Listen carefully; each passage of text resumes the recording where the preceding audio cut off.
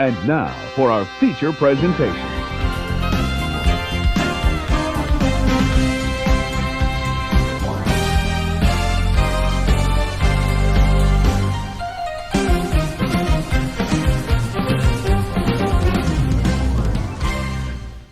You know, I don't really want to call him Damien Chazelle anymore, since he is the creator of my favorite movie of all time, so I'm just going to call him Papa Chazelle.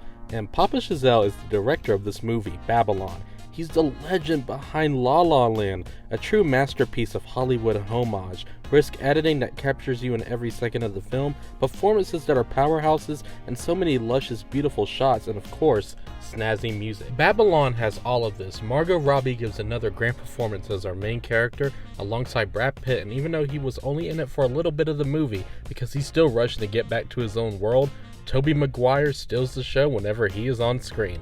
The whole cast is energetic, and you can easily tell they are having fun with these roles they are playing. The musical score is unique and filled with rich jazz, so many drum beats and high-pitched saxophone notes that made me tap my fingers against my kneecaps while watching this. Justin Hurwitz does the score once again for Chazelle, and they are such a great duo.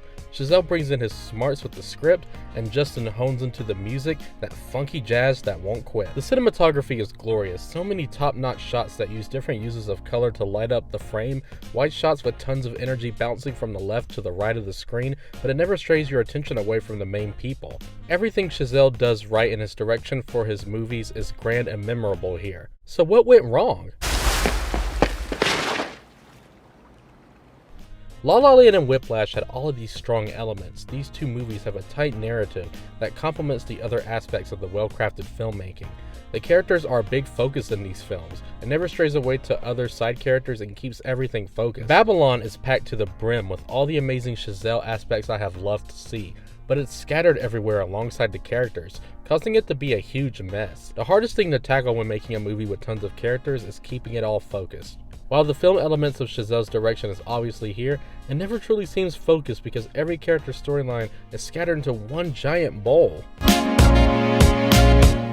Tell me, do you miss the silence? No.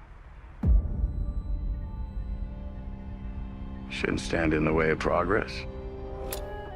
The movie is about the transition from silent pictures to talking films, and while it's translated beautifully onto the screen and as seamless as ever, there are many moments when the character's story have unbalanced time to share the screen. For example, the actor Jovan Adepo has a heartbreaking and small storyline about his transition from the silent films to the talkies as a jazz player, and it never gets room to grow because other members of this full cast get more of a spotlight. There's many times where it feels like each character's journey is playing tug-of-war with each other on who can come out on top with the best flowing storyline, and it all feels clustered and a mess. Babylon is another good film from Chazelle. It's the funniest and most entertaining of all of his movies, but all the grand aspects he is known for in making his movies falls flat when it comes to creating a cohesive story.